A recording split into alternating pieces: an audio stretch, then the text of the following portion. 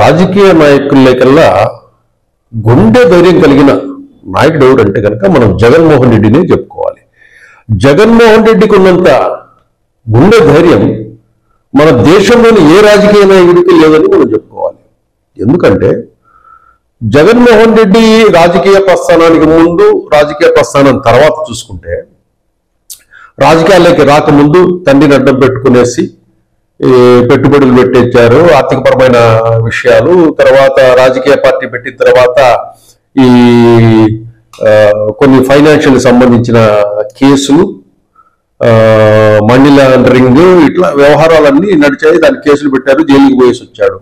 జైలుకి పోయేసి వచ్చిన తర్వాత మళ్ళీ పాదయాత్ర చేసుకోవటము, 2014లో ఓడిపోవటము, మళ్ళీ తిరిగి కష్టపడి 19లో గెలవటము, అది కూడా 151 సీట్లకు గెలవటము, మళ్ళీ 24లో 151 సీట్ నుంచి 11 సీట్లకు పడిపోవడము. ఇన్ని సమస్యలు ఎదుర్కొనే రాజకీయ నాయకుడు ఎవరు లేరని చెప్పాలి. అంటే మన విషయం వస్తే ఆయన పైన ఉన్నది సిబిఐ కేసులు 11, ఈడీ కేసులు 9, అట్లాగే ఈ మిగతా కేసులు అన్ని చూసుకుంటే కనుక మొత్తం 33 కేసులు జగన్మోహన్ రెడ్డి మీద ఉన్నాయి. అట్లాగే ఎన్నికల ముందు బాబాయ్ మర్డర్ కేసు, తర్వాత చెల్లెలతో షర్మిలకు, తల్లితో విజయమ్మతో ఆస్తి తగాదాలు, అట్లాగే ఏపీలో లిక్కర్ స్కాములు, ఇంకా రాబోయే మైనింగ్ స్కాములు, కథా వ్యవహారాలు, 151 సీటు నుంచి అంత ఎత్తున నుంచి కిందికి 11 సీట్లకు పడ్డాడు. పడి ఇప్పటికీ మళ్ళీ తేరుకొని జనంలో తిరుగుతున్నాడంటే జగన్మోహన్ రెడ్డి గుండె ధైర్యాన్ని మనం మెచ్చుకుని తీరాల్సిందే. అతను రాజకీయ నాయకుడు ఇన్ని చేశాడు, ఈ స్కాములు చేశాడు, ఆ స్కాములు చేశాడు అంటారు, కానీ ఏ రాజకీయ నాయకుడు కూడా పతితేం కాదు. ప్రతి రాజకీయ నాయకుడు కూడా ఆర్థిక పరమైన అవినీతికి సంబంధించి విషయాలు చేసే ఉంటారు. లేకపోతే వీళ్లకు రాజకీయాల్లోకి రాకముందు ఉన్న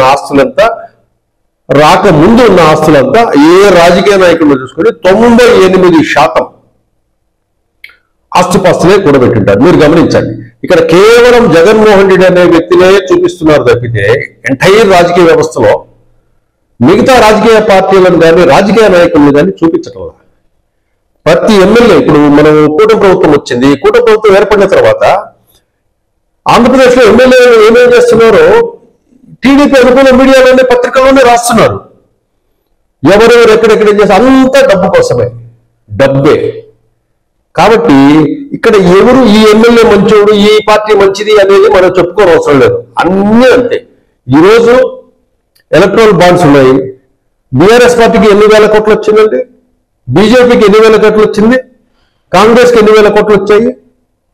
ప్రస్తుతానికి మనం అధికారంలో ఉన్న పార్టీకి చూసుకుంటే బీజేపీకి కానీ వీటికి కానీ ఎన్ని కోట్ల ఎలక్ట్రల్ బాండ్స్ లో ఫండ్స్ వచ్చాయి, ఎంతమంది వ్యాపారవేత్తల దగ్గర అఫీషియల్ గా తీసుకుంటున్నారు, అన్అఫీషియల్ గా తీసుకుంటున్నారు.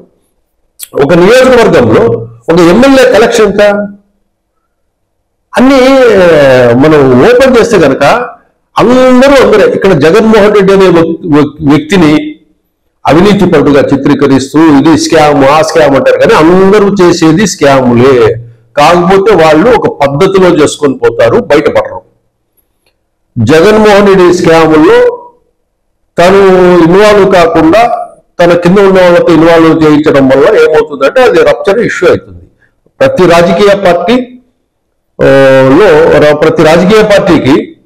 ఎలా వాళ్ళ పార్టీ ఫండ్స్ ఎన్ని ఉన్నాయి చూడండి,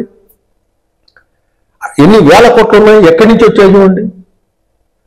అన్అఫీషియల్ గా ఎక్కడ లిక్విడ్ దాచి పెడతారు రాజకీయ పార్టీలో, ఒకసారి బయటికి తీయండి. అట్లా ఇక్కడ ఎవరు కూడా జగన్మోహన్ ఒక్కడే అవినీతి పరుడు, ఇంకా మిగతా వాళ్ళు ఎవరు కారు అన్నట్లుగా మీడియా కూడా ప్రొజెక్ట్ చేస్తా ఉంది. కాబట్టి ఇక్కడ ఏ రాజకీయ నాయకుడు శుద్ధపూస కాదు అని చెప్పడం. అట్లాగే ప్రజలు కూడా అధికారం ఉన్నప్పుడు ఏ రాజకీయ పార్టీ కూడా డబ్బులు వెనకేసుకోవాలి, పార్టీని నడుపుకోవడానికి అవసరం అని చెప్పేసి వివిధ మార్గాల్లో కొన్ని చోట్ల నుంచి డబ్బును క్రియేట్ చేయడం సహజంగా జరుగుతుంది.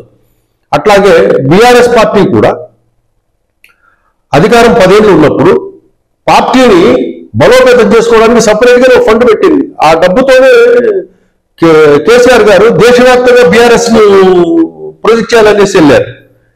అట్లా ఇక్కడ ఏ రాజకీయ నాయకుడు శుద్ధపూస కాదు, ప్రజలు అది గమనించాలి. ఇక్కడ జగన్మోహన్ రెడ్డి ఒక్కడే దోషి కాదు, చాలా మంది దోషులు ఉన్నారు, మన మధ్య దిగుతుంటారు. కాకపోతే నీతి వాక్యాలు శృతి వాక్యాలు చెప్తుంటారు. జగన్మోహన్ రెడ్డిలో ప్రెజెంటేషన్ ఏంటంటే కనుక కొంచెం అగ్రెసివ్ గా ఉంటుంది, మాస్ గా ఉంటుంది. కాబట్టి దాన్ని ప్రజలు, కొన్ని వర్గాల ప్రజలు దాన్ని తీసుకో, జగన్మోహన్ రెడ్డి ఏదో చేశాడనే భావనలో ప్రజలు ఉంటారు. కాబట్టి స్కామ్ జరిగిన ప్రాంతం లేదు, స్కామ్ చేయని పొలిటీషియన్ లేడు. 98% పొలిటీషియన్స్ వాళ్ళకి ఏదో ఒక రూపేనా డబ్బు వస్తుంటుంది. డబ్బు కోసమే రాజకీయాల్లోకి వచ్చే నాయకులు ఎంతో మంది ఉన్నారు, అధికారం కోసం వచ్చేవాళ్ళు కొంతమంది ఉన్నారు. అధికారం వచ్చిన తర్వాత ఆటోమేటిక్గా డబ్బు వస్తుంటుంది. కాబట్టి ఇక్కడ ఎవ్వరూ శుద్ధపూస కాదు, అందరూ అందరే. మనం ప్రజలుగా మిగతా వ్యవస్థల్లో ఉన్న వాళ్ళుగా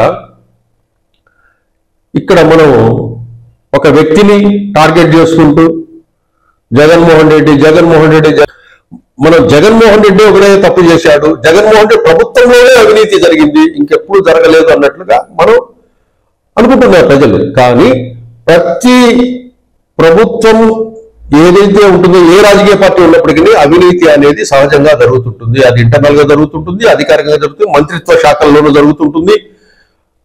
గవర్నమెంట్ అధికారులు కీలకమైన పోస్టుల్లో ఉన్న వాళ్ళల్లో కూడా అవినీతి జరిగిన సందర్భాలు మనం ఎన్నో చూసాం, ఆ కేసులన్నీ కూడా.